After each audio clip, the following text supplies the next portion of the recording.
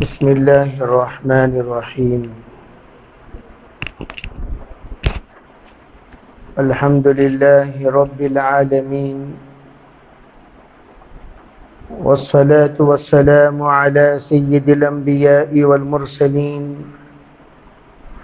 محمد وآله وأصحابه أجمعين. أما بعد، فأعوذ بالله من الشيطان الرجيم. بسم الله الرحمن الرحيم. يا أيها الذين آمنوا اتقوا الله وقولوا قولا سديدا يصلح لكم أعمالكم ويغفر لكم ذنوبكم، ومن يطع الله ورسوله فقد فاز فوزا عظيما. وقال النبي صلى الله عليه وسلم: أحل الحلال وحرم الحرام. وقال عليه الصلاة والسلام: هذان محرمان على ذكور أمتي وحلال على إناثها. اللهم أيدنا بتأييدك، اللهم أيدنا بتأييدك، اللهم أيدنا بتأييدك يا رب العالمین۔ محترم معزز پردہ نشین خواتین، دینی ماؤ بہنوں، اللہ کا فضل ہے، کرم ہے، رب ذوالجلال نے ہمیں ایسے مذہب کی تابعداری عطا فرمائی جس مذہب میں دنیا کی ضرورت کی تمام چیزوں کے احکام، تمام چیزوں کے آداب، تمام زندگی گزارنے کی شکلیں اور صورتیں، زندگی گزارنے کی نزاکتیں، زندگی گزارنے کی حلت اور حرمت کو بالتفصیل بیان کیا گیا ہے۔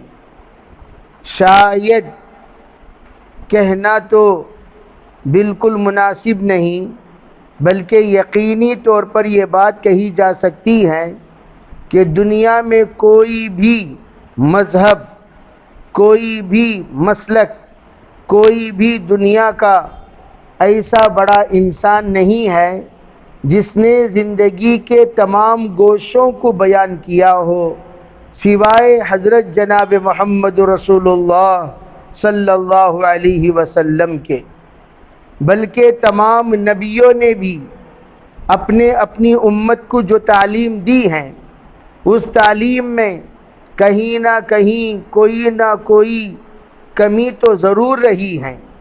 نماز، عبادات میں وہ تمام اپنی امت کو مکمل عبادت کا پیغام نہیں دے سکے، معاشرے میں مکمل معاشرہ نہیں دے سکے، معاملات میں مکمل معاملہ نہیں دے سکے، اخلاق میں مکمل اخلاق نہیں دے سکے، اس لیے کہ انبیاء وہی عطا کیا ہے جو ان کو عطا کیا گیا ہے، اور اللہ نے ان کو جو عطا کیا وہ کامل دین نہیں، وہ کامل عبادت نہیں، وہ کامل معاملہ نہیں، وہ کامل معاشرہ نہیں، وہ کامل اخلاق نہیں، لیکن اللہ نے جو کچھ حضرت جناب محمد رسول اللہ صلی اللہ علیہ وسلم کو عطا کیا وہ سب کامل ہے۔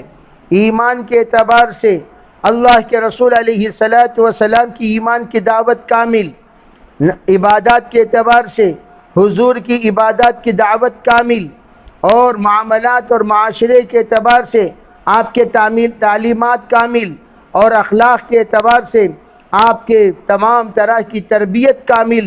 اسی لیے آپ نے فرمایا بعثت معلما، میں تو معلم بنا کر آیا ہوں، سکھانے والا بنا کر، سمجھانے والا بنا کر، پڑھانے والا بنا کر، اور تمام کو بتانے والا بنا کر میں آیا ہوں، اور میرے آمد اس لیے ہوئی ہے تاکہ نصاب کی میں تکمیل کر دوں۔ لِأُتَمِّمَ مَكَارِمَ الْأَخْلَاق، یہ ایک سلیبس ہے، ایک نصاب ہے ایمان کا، ایک نصاب ہے عبادتوں کا، یہ ایک نصاب ہے معاملہ معاشرہ کا، اور آخری نصاب ہے اخلاق کا۔ اور آپ نے فرمایا میری آمد اخلاقیات کی تکمیل کے لیے ہے۔ یعنی کیا مطلب؟ اخلاقیات کی تکمیل کا مطلب یہ ہے کہ ایمان تو مکمل ہوگا، عبادتیں مکمل ہوں گی، معاشرہ معاملہ یہ تو مکمل ہوں گے، اور اخلاقیات کی بھی انشاءاللہ تکمیل کروں گا۔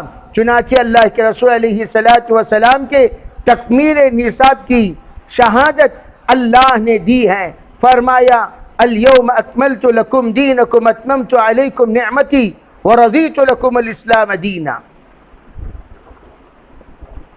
میں نے آج مکمل کر دیا تمہارے لیے میری نعمت کو۔ الیوم اکملت لکم دینکم، تمہارے لیے دین جو سب سے بڑی میری نعمت ہے اسے میں نے کامل کر دیا، مکمل کر دیا، اور اس کو تکمیل تک پہنچا دیا۔ وہ کہاں؟ کب؟ عرفہ کا میدان۔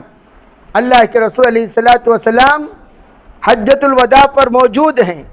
آپ علیہ السلام کے سامنے اللہ نے سب سے پہلے یہ کہا کہ آپ پہلے شہادت لے لیجئے کہ ان لوگوں تک آپ نے تعلیمات پہنچائی کہ نہیں پہنچائی۔ پوری شہادت آپ نے لی۔ الا هل بلغت، بتاؤ بھائی میں نے کوئی کسر چھوڑا؟ کوئی بھی دین کا شعبہ بتاؤ جس شعبے کی تعلیم میں نے تمہیں نہ دی ہو، کوئی بھی دین کا شعبہ بتاؤ۔ تمام انبیاء علیہم السلام بھی معلم بن کر ہی تشریف لائے، لیکن آپ معلم بن کر آئے۔ کیسے معلم؟ تکمیل نصاب کرنے والے معلم، تکمیل عبادت کرنے والے معلم، تکمیل ایمانیات کرنے والے معلم، تکمیل اخلاقیات کرنے والے معلم، تکمیل معاملات و معاشرات کرنے والے معلم، بلکہ دنیا اور آخرت کی تعلیم دینے والے معلم۔ ذرا ہم سوچیں، اللہ کے رسول علیہ السلام نے جب کہا بتاؤ میں نے پڑھایا کہ نہیں پڑھایا؟ اب ذرا توجہ سے سننا، آپ نے صرف پڑھایا ہی نہیں، جیسے عام طور پر سبق پڑھایا جاتا ہے، سبق پڑھا دیے ختم ہو گیا اور بس دعا ہو گئی، تکمیل نصاب کی دعا ہو گئی، تکمیل کتاب کی دعا ہو گئی، چلو بھئی قرآن پاک ختم ہو گیا اور حدیث پاک ختم ہو گئی، چلو ذرا دعا کر لیں گے۔ دعا پر تمام باتیں ختم سمجھی جاتی ہیں۔ اللہ کے رسول علیہ السلام خالی پڑھانے والے نہیں بلکہ تمام اپنے امت کے ایک ایک فرد کو اس پر عمل کرانے والے، خالی پڑھانے والے نہیں، مکمل عمل کرانے والے۔ اسی لیے حضور علیہ السلام نے ایک ایک صحابی کی زندگی کو اسلام کا نمونہ بنایا، ایک ایک صحابی کی زندگی کو سیرت کا نمونہ بنایا، ایک ایک صحابی کی زندگی کو قرآن کا نمونہ بنایا، ایک ایک صحابی کی زندگی کو اپنا نمونہ بنایا، اور کہا علیکم بسنتی وسنت الخلفاء الراشدین المہدیین۔ اتنا ہی نہیں، آپ نے فرمایا کہ تم لوگ میرے صحابہ کے نقش قدم پر چلو، اور یوں فرمایا اصحابی کالنجوم بأیہم اقتدیتم اہتدیتم۔ میں نے میرے صحابہ کو مکمل معلم بنایا ہے۔ وہ معلم زبانی نہیں، وہ معلم عملی ہیں۔ عملی اعتبار سے میرے صحابہ آپ لوگوں کے سامنے یہ بتائیں گے زندگی کیسی گزاری جاتی ہے، مرد بتائیں گے مردوں کو کیسے رہنا ہے، عورتیں بتائیں گی عورتوں کو کیسے رہنا ہے، بچے بتائیں گے بچوں کو کیسے رہنا ہے، جوان بتائیں گے جوانوں کو کیسے رہنا ہے، پڑھے لکھے بتائیں گے پڑھے لکھوں کو کیسے رہنا ہے، ان پڑھ بتائیں گے ان پڑھوں کو کیسے رہنا ہے، اور کاشتکار بتائیں گے کاشتکاروں کو کیسے رہنا ہے، اور ذمہ دار بتائیں گے ذمہ داروں کو کیسے رہنا ہے۔ اتنا ہی نہیں بلکہ کھیتی باڑی کا کام کرنے والے بتائیں گے کھیتی باڑی میں رہ کر کیسے کرنا ہے، اور بڑے بڑے شہروں میں رہنے والے بتائیں گے شہر میں رہ کر دین پر کیسے چلنا ہے، اور دیہاتوں میں رہنے والے مرد اور عورتیں بتائیں گی دیہات میں رہ کر کیسے چلنا ہے۔ ذرا توجہ دیں، اللہ کے رسول علیہ السلام کے زمانے میں جتنے شعبے کے لوگ تھے وہ سب کے سب رضی اللہ عنہم ورضوا عنہ، ایک بھی نہیں چھوڑا، ایک بھی نہیں چھوٹا۔ آپ بتا سکتے ہیں کوئی ایک چھوٹا ہو؟ حضور کا زمانہ پایا ہو، ایمان قبول کیا ہو، نماز پڑھا ہو، سرکار کو دیکھا ہو، اور وہ نعوذ باللہ جہنم میں جانے والا، نعوذ باللہ نعوذ باللہ نعوذ باللہ ہو جائے؟ ایسا ہو ہی نہیں سکتا۔ حضور علیہ الصلوۃ والسلام کی زندگی پانے کے بعد اللہ نے جن جن لوگوں کے مقدر میں جنت کا فیصلہ رکھا وہ سب جنت میں جائیں گے، اور جو لوگ اللہ کے رسول کے زمانے میں اسلام قبول کرنے کے بعد درمیان میں کوئی حالات کے شکار ہو گئے، بعد میں پھر دوبارہ مسلمان ہوئے، ان کو صحابیت کی لسٹ سے تمام محدثین نے نکال دیا۔ جو لوگ درمیان میں جا کر پھر واپس آئے ان کو نکال دیا، وہ لوگ صحابی کے لسٹ میں نہیں، تابعین کے لسٹ میں ہو گئے۔ اسی طرح میں یہ بتانا چاہتا ہوں، ہم لوگ سوچیں حضور علیہ السلام پڑھائے نہیں، پڑھانے کے بعد عمل کرائے بھی، عمل کرائے ہی نہیں بلکہ ان کو نمونہ بنائے بھی، تا قیامت نمونہ بنائے۔ لیکن بڑی افسوس کی بات ہے، آج ماشاءاللہ ہم لوگ مسلمان کہلائے جاتے ہیں، ذرا ہماری صورت آئینے میں دیکھیں اور دیکھ کر ہم سے پوچھیں کون سی صورت سے، کون سی شکل سے، کون سے اینگل سے تم مسلمان لگ رہے ہو، ذرا بتاؤ۔ تمہارا ایمان کا معیار کیا؟ تمہاری نماز کا معیار کیا؟ تمہارے معاملات کا معیار کیا؟ تمہارے معاشرے کا معیار کیا؟ تمہارے اخلاق کا معیار کیا؟ خود سے پوچھو، دوسروں سے نہیں۔ آج کل دوسروں کی طرف انگلیاں اٹھانا بہت آسان ہے، سب انگلیاں انو ان کی طرف نہیں، تمہاری طرف، ہماری طرف۔ ہم اپنے آپ کو آئینے کے سامنے کھڑا کریں۔ المرء آپ علیہ السلام فرمایا کہ بھئی المؤمن مرآۃ المؤمن، ایمان والا ایمان والے کا آئینہ ہے۔ کیا مطلب؟ اس کا مطلب کیا؟ مطلب یہ ہے ایک ایمان والے کو دیکھنے کے بعد دوسرا ایمان والا اپنے آپ کو دیکھے، وہ کیسا ہے میں کیسا ہوں، وہ کیسی ہے میں کیسی ہوں۔ میں تو ہمیشہ کہا کرتا ہوں ایک بات، یہ تو عام بات ہے، ارے بھئی اپنے آپ کے بارے میں ہم کہہ سکتے ہیں ہم اچھے ہیں، دوسرے ہمارے بارے میں اچھے کہنا اس کا تو ہم لوگ امید رکھتے ہیں، سب لوگ ہمیں اچھا کہیں، سب لوگ ہمیں اچھا کہیں، سب لوگ ہمیں اچھا کہیں۔ بلکہ اگر کوئی ہمیں تعریف کر رہا ہے، ارے انہوں بہت بڑے بھائی، انہوں بہت نیک، بہت اچھے، بہت پاک، اپنے آپ سے پوچھو تو پاک، تو نیک، پوچھو تو نیک، تو پاک، تو بہت اللہ والی ہے، اپنے آپ کو پوچھو۔ خود کی ضمیر ہماری طرف متوجہ ہو کر ملامت کرے گی، تھف ہو تیری زندگی پر، شرم نہیں آتی اپنے آپ کو نیک کہتے ہوئے؟ کون سی صورت سے تو نیک ہے بتا؟ تیری زبان میں کتنی جھوٹ، تیری زبان میں کتنی جھوٹ، تیری نظریں کتنی خیانت کرنے والی، تیرا سوچ کتنا گندا، تیرا برتاؤ کتنا برا۔ اپنے آپ پر غور کرو، اپنے آپ کو سب رابعہ بصریہ سمجھو مت کہ میں رابعہ بصریہ ہو گئی، میرا مقام بڑا، میرا یہ بڑا، میرا وہ بڑا، نہیں، ہرگز نہیں۔ نیک وہ ہے جو کبھی اپنے آپ کو نیک نہ سمجھے، نیک وہ ہے جو کبھی اپنے آپ کو نیک نہ سمجھے، بلکہ وہ کون ہے؟ وہ ہمیشہ اپنے آپ کو مجرم قرار دیتا ہے۔ نیک لوگ سب سے زیادہ استغفار کرنے والے ہوتے ہیں، یہ مزاج ہو جاتا ہے نیک لوگوں کا۔ خود اللہ کے رسول نے کیا فرمایا؟ انی استغفر فی اليوم 70 مرہ، اے لوگو توبہ کرو، میں تو روزانہ 70 مرتبہ توبہ کرتا ہوں، استغفار کرتا ہوں۔ اور ہم لوگ توبہ کے لیے شب برات کا انتظار کرتے ہیں، توبہ کے لیے شب قدر کا انتظار کرتے ہیں، وہ بھی کیا؟ کھانا پکا کر کھلا کر اتنا تھک جاتے ہیں، شب برات میں بھی عشاء کی نماز کی توفیق نہیں ہوتی، شب قدر میں تہجد کی توفیق نہیں ہوتی۔ کیا خاک کا شب قدر ہمارا؟ کیا خاک کی؟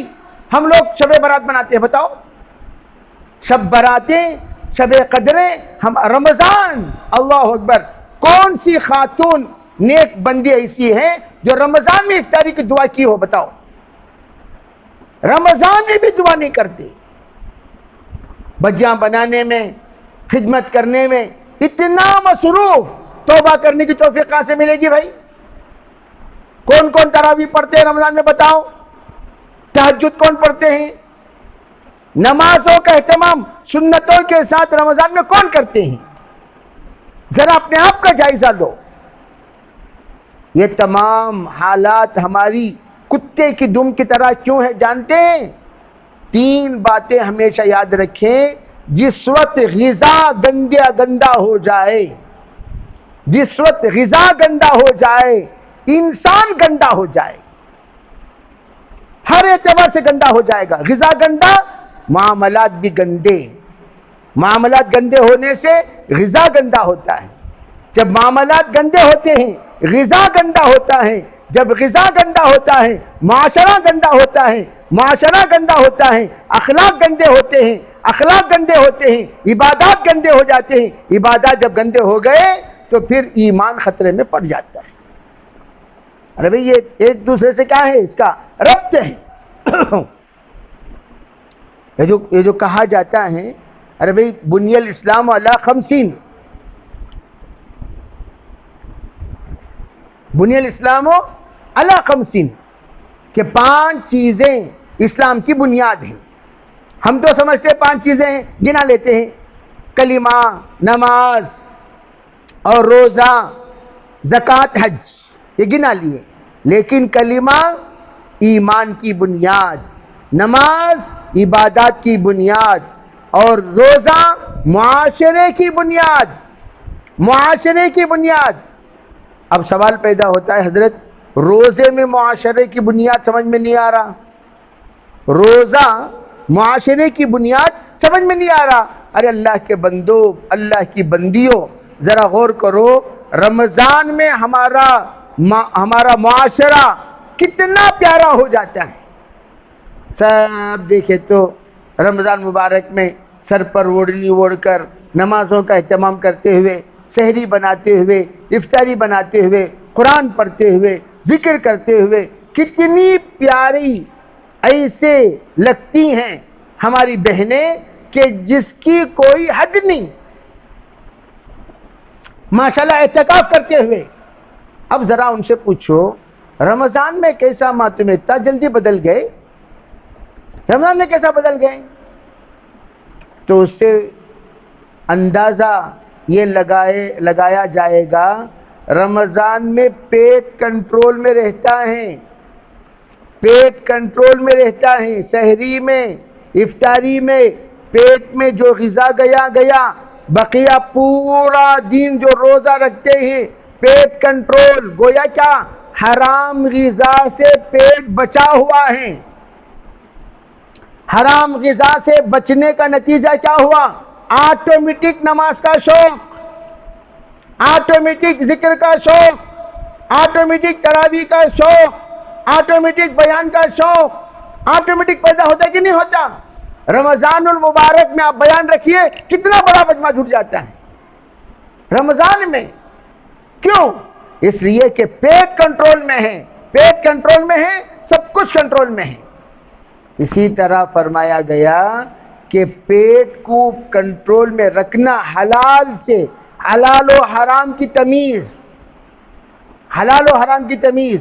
میں اسی لیے کہا کرتا ہوں، اگر سب سے زیادہ ہماری عورتیں، ہماری بہنیں یہ طے کر لیں ہمارے گھر میں ایک لقمہ بھی حرام نہیں آئے گا، آٹومیٹک مرد سدھر جائے گا۔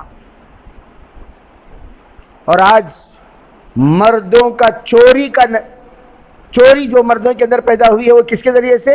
عورتوں کی وجہ سے۔ وہ کیا کہتی ہیں؟ عورتیں کیا کہتی ہیں؟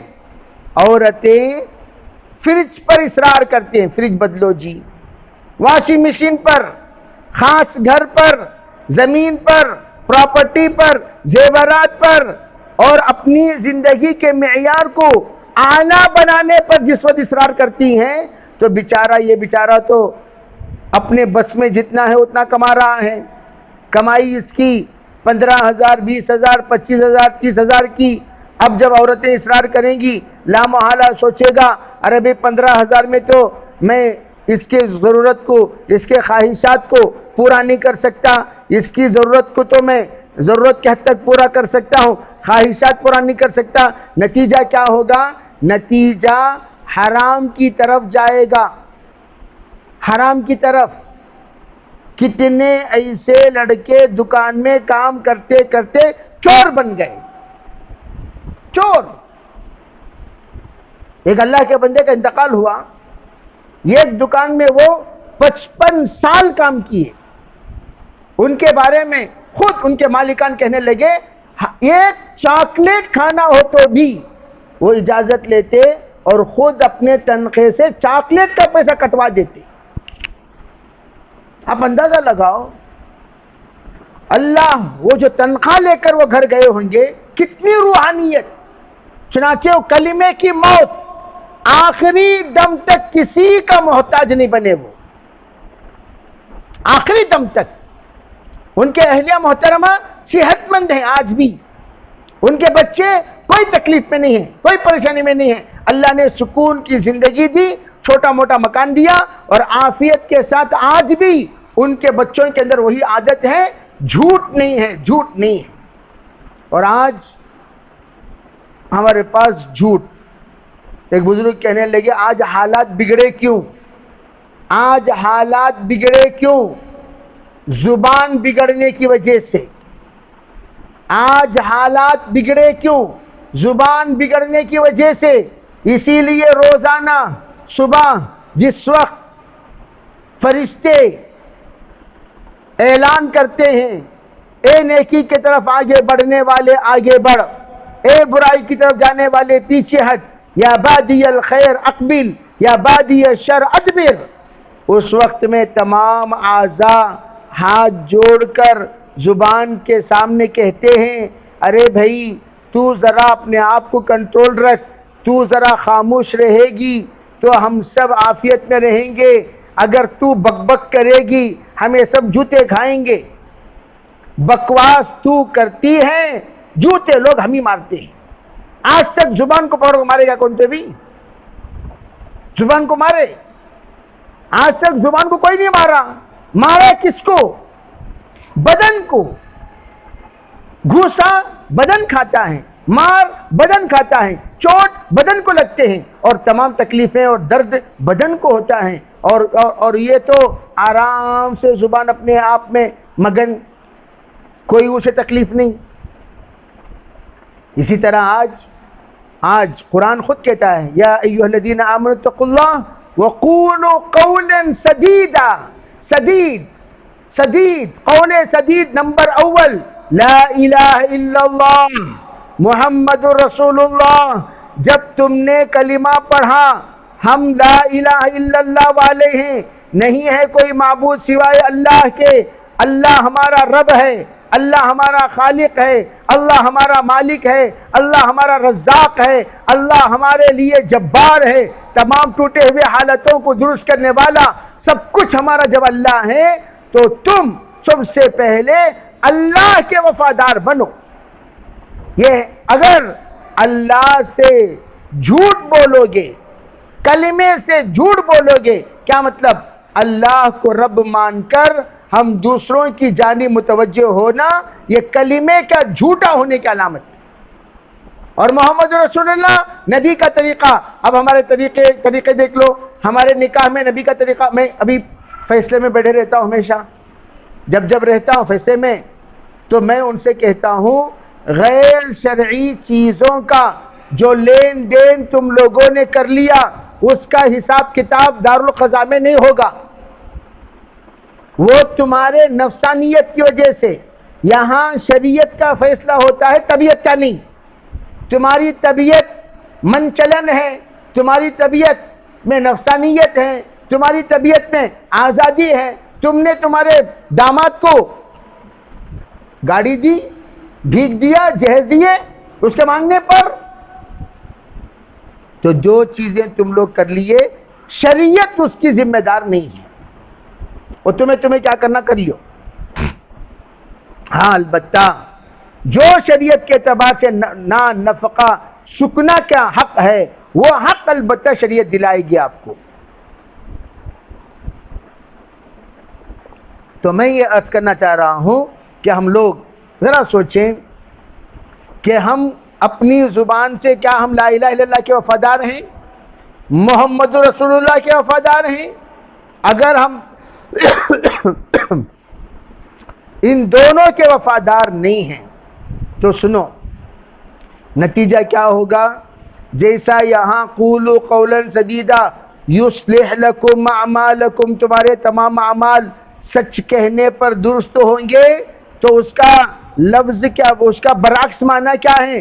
جھوٹ بولنے پر اعمال سب بگڑیں گے، پورے اعمال بگڑیں گے، جھوٹے کے اعمال سب بگڑیں گے۔ کیا مطلب؟ نماز میں بھی وہ جھوٹا،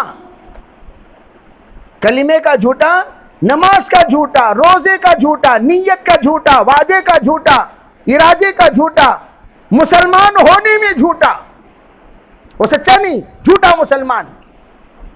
جھوٹا مسلمان کسے کہتے ہیں؟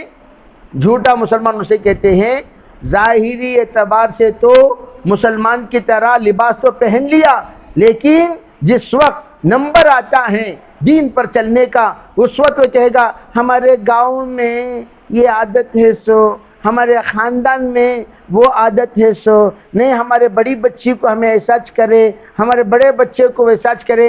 دیکھنے میں بڑے صوفیاں کے سکے برقع پہن لوگ آئے سو، اندر پورے کے پورے خرافات بھرے ہوئے ہیں۔ آج تک کوئی لڑکی کو دیکھنے گئے نا، سلمہ چلما چلما چلما، ذرا ادھر آما، ذرا ادھر جاما، ذرا یہاں دیکھ ماں، ذرا وہاں دیکھ ماں، نظر چیک کرتی سو، پاواں چیک کرتی سو، انگلیاں چیک کرتی سو، بالاں چیک کرتی سو، سب چیکنگ چلتی ہیں۔ کوئی بھی آج تک لڑکی دیکھنے جا کر انہیں نماز پڑھتی کا پوچھ کو ہی، کوئی بھی نماز پڑھ کو ہے کیا؟ بچی نماز پڑھنے کی عادت ہے کیا؟ برقع پہنتی کیا؟ یہ بچی روزے رکھتی کیا؟ قرآن پڑھتی کیا؟ خدمت کی عادت ہے کیا؟ کیا بھی نہیں، جس کی وجہ سے گھر میں دلندراگی دور ہوتی کیسے ہوگی بھائی؟ جب 4 منحوسوں کے ساتھ 5واں منحوس اگر آ جائے، منحوسوں کی جماعت بڑھے گی، برکتیں کیسے آئیں گی؟ ہم جو زندگی گزار رہے ہیں، اگر حقیقت میں ہماری زندگی کو ایگزام لیا جائے، امتحان لیا جائے، پرکھا جائے، تو ہمارے لیے 100 میں 2 نمبر بھی ملنا مشکل۔ ذرا سوچو محترم خواتین، معافی کے ساتھ کہتا ہوں، معافی کے ساتھ، نہیں شادی کرے تو ہمارا بچہ سدھر جاتا۔ کیسا سدھرتا بھائی؟ کیسا سدھرتا؟ تمہیں آ کر شادی کرا کو جو لائے، آپ جس بچی کو لے کر آئے یا جس داماد کو داماد کیا کما رہی، خالی کمانے کے بعد فقیران جیسا پوچھتے نہیں، وہ مسجد میں کتنی بھیک ملتی، یہ مسجد میں کتنی بھیک ملتی، رمضان میں بنگلور میں گئے تو اچھا پرواہ نہیں، ایک فقیر تکیہ کر کے ایک جگہ ہے یہاں، وہ حالانکہ وہ فقیروں کا گاؤں نہیں ہے، فقیر تکیہ نام ہے سو، پنجان کہاں ہے بھائی؟ پنجانی، یہ پلمیر سے پنگنور جانے کے راستے میں ہے، فقیروں کا گاؤں پنجان، مشہور گاؤں ہے وہ فقیروں کا گاؤں گیا تو ایک بھی جھوپڑی نہیں۔ کیا قصہ تو انہوں بھیک منگتی نہیں بولتے، نہیں ہمارے شوہر بنگلور میں بزنس کرتی ہیں، سو نام کیا کہتے ہیں بنگلور میں؟ بزنس۔ کیوں کہاں بزنس ماں؟ نہیں انہوں آ کر ایم جی روڈ میں بزنس کرتی ہیں، تو ایم جی روڈ میں بھیک مانگتی ہیں، سو کا مطلب کون سے سرکل میں بولتی انہوں؟ نہیں ہمارے شوہر ناگوار میں بزنس کرتی ہیں، وہ تو کیا مطلب؟ ناگوار میں بھیک مانگتی ہیں، سو ہمارے شوہر مارکیٹ میں جامعہ مسجد کے باہر بزنس کرتے ہیں، سو تو بھیک کو بزنس، اور سب بہترین مکانات. آپ حیرت میں پڑیں گے، کئی فقیر وہ ہیں جو زکوٰۃ دیتے ہیں. اب دیندار بنے، سنو جماعتوں میں جا کر زکوٰۃ. میں نے ان سے کہا ارے بھائی جو زکوٰۃ تم لوگوں نے لیا ہے وہ زکوٰۃ بھی ادا کرنا پڑے گا، ایسے کہ تم لوگ صاحب نصاب نہیں ہو. لوگ کیا کرتی، زکوٰۃ لا کر فقیروں کو دیتی. وہ فقیر کتنا بڑا امیر تم نے کیا معلوم. مسجد فردوس میں ایک بزرگ بھیک مانگتے تھے، ان سے پوچھا گیا کیا مامو اب بھی کتنا گھر رہے، 3 گھر ہوگی نا. نہیں بھائی، ایک چھوٹی بچی کے واسطے گھر بنا ڈال کو، بس یہ قصہ چھوڑا ڈال تمہیں. 3 گھر مسجد فردوس کے فقیر کے پاس کتنے گھر، 3 مکان. وہ فقیر تک کیا اسی فنجان میں. میں عرض کرنا چاہتا ہوں، ارے بھائی وہ جو فقیرہ بھیک مانگ رہی، ٹھیک ہے بھکاری بن کو بھیک مانگ رہی، اور ہم لوگ اپنی شرافت میں رہ کر، اپنی شان میں رہ کر، اپنے وقار میں رہ کر بھیک مانگنے کی عادت، کہ ہم داماد کو بھی ایسے ہی انسان کو دیکھتے ہیں جس کے اندر مال ہو، جس کے پاس مال ہو. کبھی ہم یہ نہیں دیکھتے ان کے اندر دینداری کتنی ہے، ان کے اندر امانت داری کتنی ہے، ان کے اندر وفاداری کتنی ہے، ان کے اندر اخلاق کتنے ہیں. ان تمام چیزوں کو دیکھے بغیر جس طریقے سے وہ لوگ ہمارے پاس مال دیکھتے ہیں، ہم لوگ بھی جب ان کے پاس مال دیکھیں، اللہ کے رسول علیہ الصلوۃ والسلام نے فرمایا ارے بھئی یہ جو مال دیکھ کر نکاح کرنے کی عادت ہے، یہ عادت کس کی؟ آپ کی حدیث کی روشنی میں علماء نے یہ لکھا ہے کہ یہ یہودیوں کی عادت ہے، یہودیوں کی. نتیجتاً ہمارے گھر میں دین نہیں، دین نہ ہونے کی وجہ سے برکت نہیں. آج ہر ایک کو پورا کر پوچھو کیسے ہی کر، وہ خالی پوچھو ایک لمبی کہانی آئے گی، ایک لمبی بات. وجہ حرام میں مبتلا ہونے کا نتیجہ. وہ حرام میں، ایک حرام کیا؟ سودی قرض لینا، سنگا میں مبتلا ہو جانا، سودی قرض لینا، بینک میں لون لینا. لون، ایک صاحب گزشتہ میں اتوار کو تفسیر کر کے اتر رہا تھا، پوچھا حضرت لون لے سکتے ہیں؟ میں نے کہا لون لینا ایسا ہے لیو می ان ہیل الون، مجھے جہنم میں اکیلا چھوڑ دو. یہ ہے لون کا مطلب. یعنی کیا مطلب؟ لون لینے کے بعد آپ جو مکان لیتے ہیں، آپ جو لیتے وہ کیا سود کے پیسوں میں آپ لون لے رہے ہیں، اور لون سے آپ مکان بنا رہے ہیں. جس مکان میں لون کا پیسہ لگا ہوا ہو وہ مکان میں موت تک آپ سکون نہیں پا سکتے. سادی سیدھی زندگی گزارو، حرام سے بچنا ہو 4 کام کرو بس. نمبر 1 سادی سیدھی زندگی گزارو. اب سادی سیدھی زندگی گزارنے کے لیے کیا کرنا؟ اپنے سے چھوٹوں کو دیکھا کرو، بڑوں کو نہیں. اپنے سے چھوٹی گاڑی، اپنے سے چھوٹی حیثیت، اپنے سے چھوٹا مقام، اپنے سے چھوٹے درجے والے، اپنے سے تکلیف والوں کو دیکھا کرو. اللہ آپ کے اندر شکر کا مادہ پیدا کرے گا. تمام صحابہ زندگی میں کبھی قرض لیے تو فوراً ادا کر دیا کرتے تھے. کیوں؟ سرکار دو عالم صلی اللہ علیہ وسلم قرض لے کر مرنے والوں کی جنازے کی نماز نہیں پڑھاتے تھے. اور آج قرض لے کر جتنے جنازے آ رہی، پورے کے پورے قرض لے کو، عورتوں کا قرض، شکر قرض لینا، چاول قرض لینا، خمیر قرض لینا، مسالے قرض لینا، ذرا 1-2 گلاس سے وہ کیا ادرک لہسن لے کر آؤ، لینا، واپس نہیں دینا،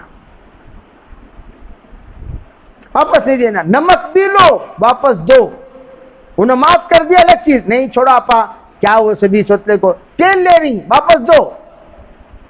اور ہم لوگ اسے قرض ہی نہیں سمجھتے، یہ الگ چیز ہے. وَيَمْنَعُونَ الْمَاعُونَ کہا قرآن پاک میں، ارے بھی جب کوئی آ کر تم سے معمولی چیزوں کا سوال کرے دے دیا کرو. دینے والے یہ سوچ کر دیا کرو کہ اللہ تعالیٰ نے مجھے دیا ہے اس لیے میں دے رہی ہوں. لینے والے یہ سوچ کر لیا کرو آج مجبوری ہے میں لے رہی ہوں، کل کل جب اللہ مجھے دے گا میں واپس کر دوں گی. اس قرض کو معمولی مت سمجھو. اللہ کے رسول علیہ السلام جنازے کی نماز نہیں پڑھاتے تھے. وجہ علماء نے لکھا ہے کہ جو قرض لے کر مر جائے ان کے حق میں حضور کی بھی سفارش اللہ قبول نہیں کرتا. اب حضرت کی میں دعا کر رہا ہو, گاؤں والے پورے علماء کرام آ کر قرآن خوانی کرے تو اللہ قبول کر لیتا؟ گاؤں گلی میں سب کو ڈبا ڈال کو مر گئے, انہوں نے آ کر معافی مانگنے سے معافی ہوگی؟ اس لیے محترم خواتین سوچو, کتنے پمبا کجا کجا نہ ہما تن تار تار شد. ارے بھئی ایک سوراخ رہا, دو سوراخ رہا, بند کر سکتے تھے. پورے بدن میں سوراخ آ رہے تو کون سے سوراخ بند کرنا سو؟ اس لیے آسان نظام, سادی سیدھی زندگی گزارنے کی عادت ڈالو, نمبر 1. نمبر 2, پاک کھانا, پاک غذا کھانے کی عادت ڈالو. پاک. ایک صحابیہ اپنے شوہر کو روانہ کی غربت میں. ایک بار گئے, شام کو آئے, کیا جی نہیں آج کام نہیں ملا, جو تھا آٹا پانی ڈال کر گھلا کر پی لیے, سو گئے. دوسرے دن گئے کام کو جاتے وقت دعائیں دے کر روانہ کرنا اپنے شوہروں کو. ہماری عورتیں یہ سنت جانتی ہی نہیں. جب جاتے ہیں شوہر دہلیز پر آ کر روانہ کرنا, جب آتے ہیں دہلیز سے آ کر استقبال کرنا, دعائیں دو.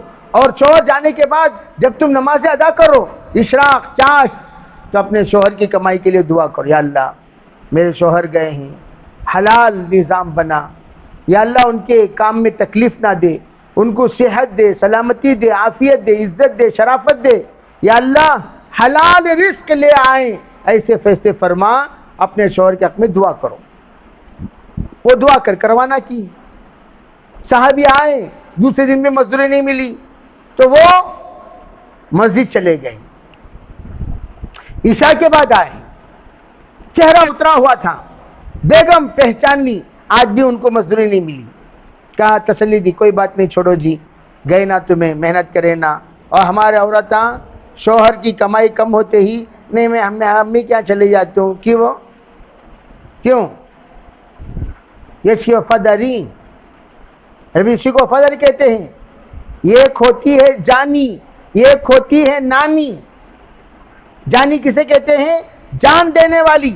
چاہے میرا شوہر مالدار رہے یا غریب رہے. جیسے حضرت ایوب علیہ السلام کا واقعہ جب ہم سنتے ہیں, حضرت ایوب علیہ السلام جانے کو کہا تب بھی حضرت حلیمہ گئی نہیں, حضرت رحیمہ گئی نہیں, ساتھ ہی رہیں.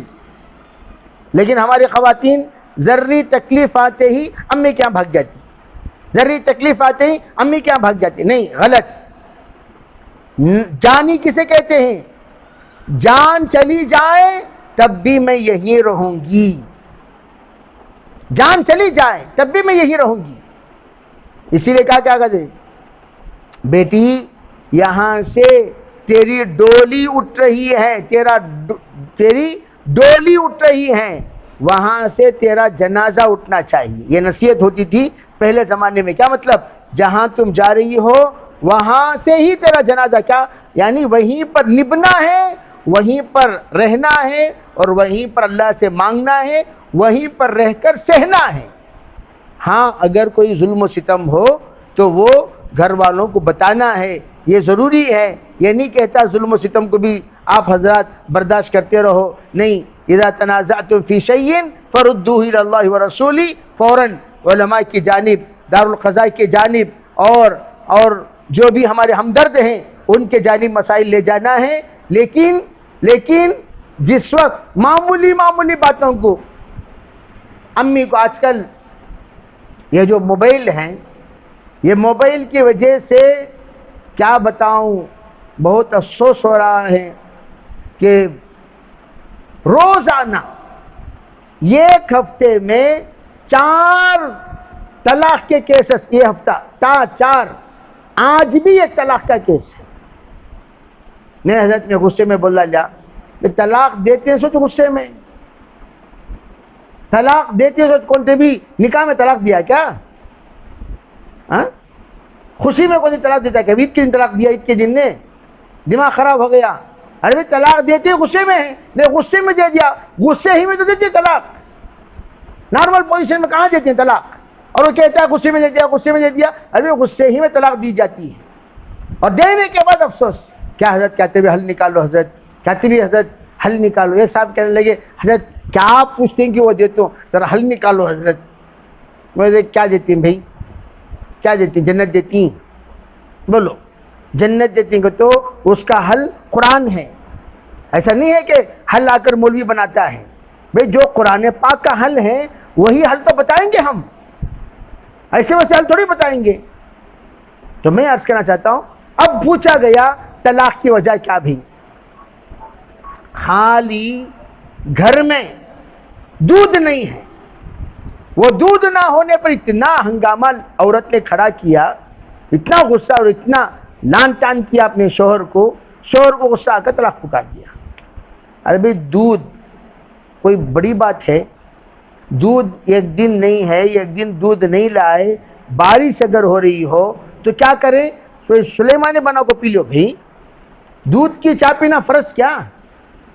کبھی کبھار ایسا ہوتا ہے، نہیں دودھ کے پاؤڈر لے کو رکھ لو گھر میں، چائے بنا کو پیو دودھ کے پاؤڈر کی چائے، لیکن وہ دودھ نہ لا کر دینے کی بنیاد پر اتنا ہنگامہ کرنا کہ طلاق تک کی نوبت آ جائے، یہ انتہائی حماقت ہے۔ تو میں عرض کرنا چاہتا ہوں، سادی زندگی گزارنے کی عادت ڈالو، نمبر 1۔ نمبر 2، اچھی خواتین کی صحبت میں رہو، چھتریاں کے ساتھ رہے تو تمہیں بھی چھتری بن جاتی، ایک حرام خور عورت سب کو حرام خور بنا دے گی، دور دور تک حرام خوروں کے پاس بیٹھنا بھی نہیں، حرام خوروں سے ملنا بھی نہیں، حرام خوروں کو دیکھنا بھی نہیں، حرام خوروں کے بارے میں بولنا بھی نہیں۔ جیسے نام محرم کے بارے میں ذکر کرنا ناجائز ہے، تو اسی طریقے سے جو حرام خور ہیں، سنگا چلانے والی، سودی کاروبار کرنے والی، سودی تعلقات رکھنے والی، سودی معاملات کی طرف ترغیب دینے والی، سودی معاملات کی طرف تشویق دلانے والی، سودی معاملات کی تعریف کرنے والی، اللہ وہ آپا بہت اچھے آپا، میں پوچھتے ہی 2000 روپے دے ڈالے، کیا بھی نہیں ماں، 2000 روپے کو ماہانہ 200 روپے دے ڈالو، بعد میں 2000 روپے ادا کرنے کے بارے میں سوچیں گے، کتنے مہینے 200 روپے دینا، کیا بھی نہیں 200 روپے 20 مہینے دے ڈالو بس، کیا مطلب 2000 پر 2000 سود، 2000 پر، ارے 20 مہینے کو تو کتنے ہو گئے؟ 200 10 مہینے میں 2000 ہو گئے، 20 مہینے 4000 ہو گئے، کیا مطلب 2000 پر 2000 سود۔ تو یہ تو میں کہنا چاہوں گا، اگر آپ اس طرح کا اللہ نہ کرے قرض لے کر آپ اگر بچوں کو کھلاؤ گی، اس کا نتیجہ انتہائی گندا ہوگا، وہ بچہ آپ کا فرما بردار زندگی میں کبھی نہیں بنے گا، حرام کھا کر پلنے والا بچے کے اندر حرام عادتیں پلیں گی، حرام عادتیں پلیں گی، وہ تمہارے انتہائی نافرمان، تمہارے خون کے آنسو بہانے والا بچہ بنے گا۔ اس لیے میں عرض کرنا چاہتا ہوں، اس پر توبہ کریں۔ اور تیسری چیز جو اہم بات جو آپ حضرات کی کہنی ہے، وہ یہ کہ ہم لوگ جو کچھ ہم سے غلطی ہو چکی ہے، اس سے پہلے مجھے بہت درد ہوا کہ ایک خاتون 10,000 روپے کے خاطر سنگا میں قرض لی، نتیجہ کیا ہوا؟ 10,000 سود بڑھتے 20,000 ہوا، 20 سے 30,000 ہوا، 30 سے 40,000 ہوا، 40 سے 50,000 ہوا، سود بڑھتا چلا گیا۔ 50,000 آنے کے بعد گھر میں آ کر ایسے بے عزتی کی باتیں حرکتیں ہوئی ہیں، وہ بیچاری دنیا سے ہی رخصت ہو گئی، خالی 10,000 میں۔ اسی لیے میں کہنا چاہتا ہوں، ارے بھائی مزدوری کر لو، لیکن ایسے حرکتیں ہرگز نہ کرو، سادے سیدھے کام کرو، سادے سیدھے اپنے گھر کا ماحول بناؤ، سادہ سیدھا۔ بے سب سے بڑے غریب گھرانہ صحابہ کا رہا ہے، صحابہ کے گھروں میں ایک ایک چادر میں زندگی گزار دی ہے۔ اتنا غریب گھر ہمارا کون سا ہے بتاؤ؟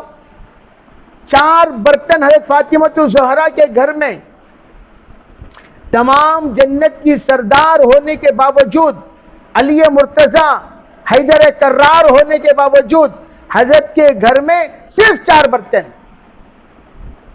اور ہمارا گھر کتنا بھرا ہوا ہے سامان سے، اس کے باوجود اتنی نافرمانی، اتنی ناشکری جس کی حد نہیں۔ اس لیے میں عرض کرنا چاہتا ہوں کہ ہم لوگ اپنے آپ کو پہلے نیک لوگوں کی صحبت، اپنے دل مردہ ہو چکا ہے تو دل کو زندہ کرنے کے لیے پہلے توبہ کریں۔ استغفر اللہ الذی لا الہ الا هو الحی القیوم واتوب الیہ، استغفر اللہ الذی لا الہ الا هو الحی القیوم واتوب الیہ، استغفر اللہ الذی لا الہ الا هو الحی القیوم واتوب الیہ، استغفر اللہ استغفر اللہ استغفر اللہ استغفر اللہ استغفر اللہ استغفر اللہ استغفر اللہ۔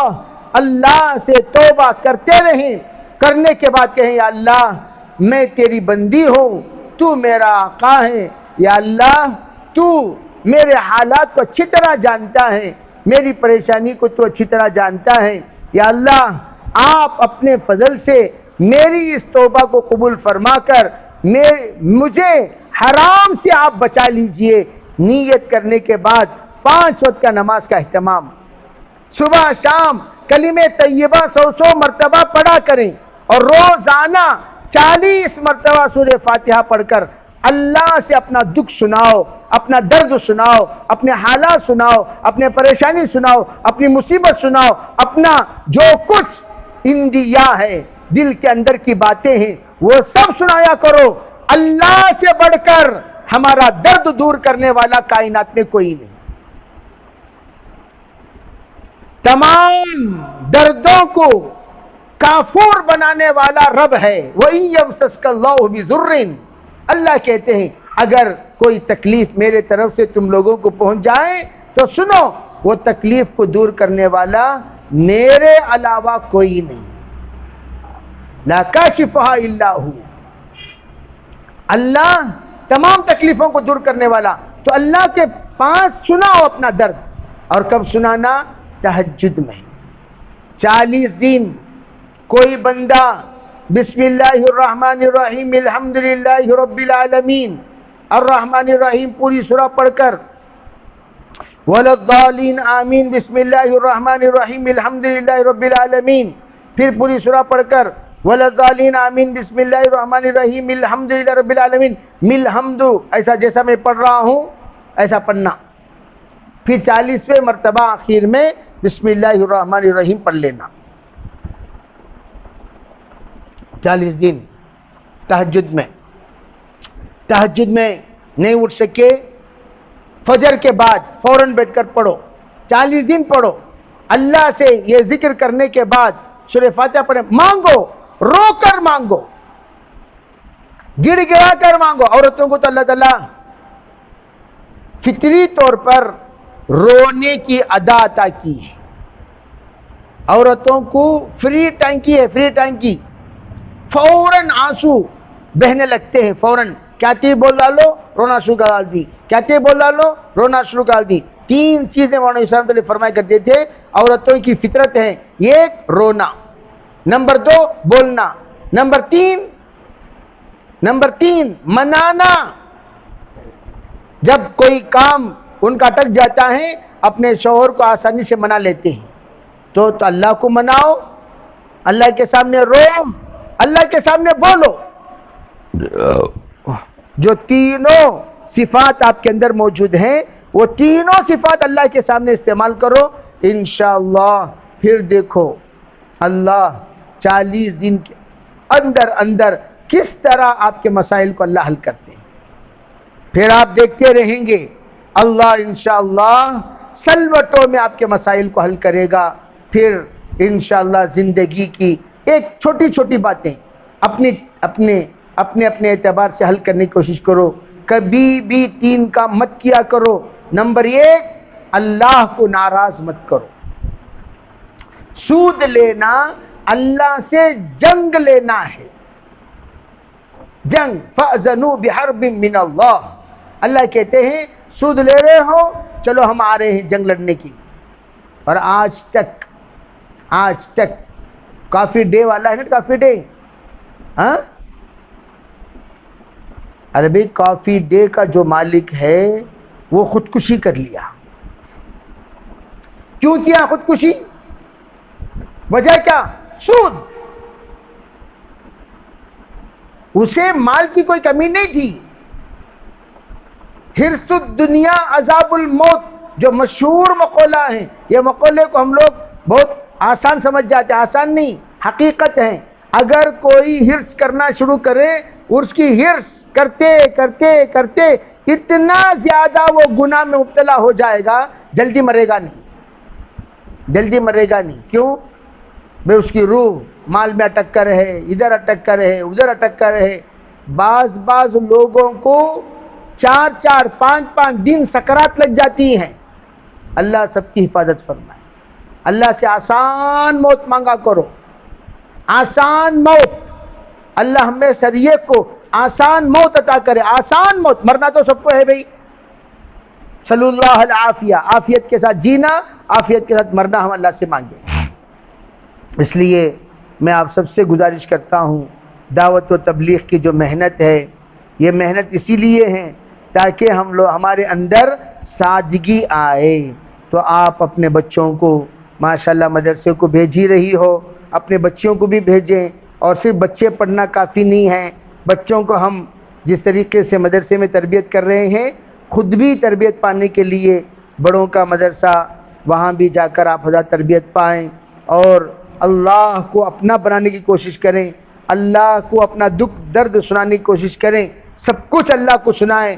بے اللہ تو اللہ ہے، ایاک نعبد و ایاک نستعین، جس کے سامنے ہم سر جھکاتے ہیں اسی کے سامنے انشاءاللہ ہاتھ پھیلائیں گے، اللہ سے یہ کہیں گے یا اللہ جو سر تیرے سامنے جھکا ہے اس کو کسی اور کے سامنے جھکنے سے بچا لے، جو ہاتھ تیرے سامنے اٹھا ہے یا اللہ وہ کسی اور کے سامنے اٹھنے سے بچا لے، اللہ انشاءاللہ بچائے گا۔ اس لیے میں عرض کرنا چاہتا ہوں، یہ رسومات، یہ خرافات، یہ سودی لین دین اور قرض لینا، یہ سنگے کا فتنہ اور یہ جہیز کی لعنتیں، یہ تمام چیزوں کو جو کچھ رسومات، علماء سے پوچھیں کہ کیا یہ سنت کیا، کیا یہ سنت کیا، کیا یہ سنت کیا؟ علماء کہیں یہاں سنت ہے تو سنت کہیں عمل کرو، سنت نہیں ہے بھائی چھوڑ دو، چھوڑ دو، سنت نہیں چھوڑ دو۔ اِنَّا وَجَدْنَا عَلَيْهِ آبَاءَنَا كَذَلِكَ يَفْعَلُونَ، ہمارے دادا بھی ویسا کرتے تھے، ہمارے امی بھی مجھے ویسا کرے سو، ہمارے پڑھنا نہیں بھی ویسا کرے سو، ہمارے لکڑ نانی بھی ویسا کرے سو، ہمارے سکرات نانی بھی ویسا کرے سو، ہماری میت نانی بھی ویسا کرے سو، بول کو پورے شریعت کو اجاڑو مت، اجاڑو مت۔ اللہ کے رسول کیا کرے وہ پوچھو پہلے، صحابہ کیا کرے، علماء کیا کرے، علماء کیا بولے، وہ پوچھ کر اس پر عمل کرو، انشاءاللہ برکت ہی برکت، برکت ہی برکت۔ پھر دیکھو گے تم انشاءاللہ، لکھ کر رکھ لینا میری بات، ایک اللہ کی بندی کی تقوی اور طہارت کا نتیجہ نسلوں میں اللہ تعالیٰ ایسا پھیلے گا، برسہاں برس تک دین تمہاری نسلوں میں انشاءاللہ باقی رہے گا، اور اللہ ان کو برکتوں سے نوازیں گے، رحمتوں سے نوازیں گے، عافیتوں سے نوازیں گے، عزتوں سے نوازیں گے، شرافتوں سے نوازیں گے۔ اللہ تعالیٰ کہی ہوئی بات پر ہم سب کو عمل کرنے کی توفیق عطا فرمائے۔ بھئی ایک تو میں 4 باتیں بتایا تھا، ایک تو سادگی کے ساتھ زندگی گزارنا ہے، اور نمبر 2 اچھوں کی صحبت، کونوا مع الصادقین، کونوا مع الصادقین، اچھوں کی صحبت۔ میں نے اسی لیے کہا کہ سادی سیدھی زندگی گزارنے والی بندیاں، وفادار بندیاں، شوہر کے تابعدار بندیاں، سادے سیدھی زندگی گزار کر اللہ کو پائی ہوئی بندیاں، ان بندیوں کے ساتھ رہو۔ اور میں نے اس میں یہ کہا جو سودی، جو گناہ میں مبتلا ہیں، ان بندیوں سے ہرگز ملنا بھی نہیں، دیکھنا بھی نہیں، بولنا بھی نہیں، چلنا بھی نہیں، اور ان کے بارے میں ذکر کرنا بھی نہیں۔ ترک، اس لیے باطل کو باطل کا ذکر کرنے سے چھوڑ دو، باطل خود مر جائے گا۔ باطل کا ذکر کرنے سے باطل زندہ رہتا ہے، باطل کا ذکر چھوڑنے سے باطل مر جاتی ہے۔ یہ دو باتیں ہو گئی۔ تیسری بات کیا؟ تیسری بات میں نے کہا کہ آپ حضرات استغفار، توبہ استغفار کریں۔ توبہ برکتوں کا دروازہ کھولنے کا ذریعہ ہے، جیسے کہ میں نے آپ حضرات سے کہا جعل اللہ من کل ہم فرجا من کل ضیق مخرجا ویرزقہ من حیث لا یحتسب۔ توبہ کریں، اللہ ہر تنگی میں راستہ کھولیں گے اور دین پر استقامت دیں گے۔ اللہ بے حساب غیر تصور جگہ سے اللہ تعالیٰ انشاءاللہ رزق عطا کریں گے۔ استغفار کریں۔ اور چوتھی چیز میں نے بتایا، اپنے آپ کو حلال و حرام جاننے کے لیے مدرسے سے وابستہ کریں، مدرسے سے جوڑے رکھیں۔ انشاءاللہ اس کے ذریعے سے کیا حلال ہے، کیا حرام ہے، کیا صحیح ہے، کیا غلط ہے، یہ تمام باتیں انشاءاللہ آپ حضرات کے کانوں میں آتی رہیں گی، پڑھتے رہیں گے۔ پھر دھیرے بہت سارے لوگ بیچارے گناہ کیا نہیں معلوم۔ میں ایک جگہ پر دیکھا، ایک صاحب بیان کر رہا تھا، میں نے کہا ارے بھئی ماموں بھانجی کا نکاح حرام ہے، ماموں بھانجی کا نکاح حرام۔ ایک صاحب بیان کے بعد ملے کہنے لگے حضرت میری بیوی تو میری بھانجی ہے، 4 بچے ہیں اس سے۔ اللہ اکبر۔ بعد میں کہا ہمارے یہاں رواج ہے، ہمیں معلوم ہی نہیں، اس طرح نہیں کرنا چاہیے، معافی چاہتا ہوں حضرت، کیا کرنا؟ پھر ان دونوں کو میں نے کہا بھئی تم دونوں کا نکاح ہی نہیں ہوا، خلا کا تو معاملہ دور کی بات، نکاح ہی نہیں ہوا، بس یوں سمجھو آپ دونوں جدا ہو جاؤ، آپس میں الگ الگ نکاح کر لو، چنانچہ ہو گیا۔ تو علم جو ہے وہ خود بخود ناجائز چیزوں سے بچانے والا ہے، اس لیے ایک بیان 2 بیان کافی نہیں۔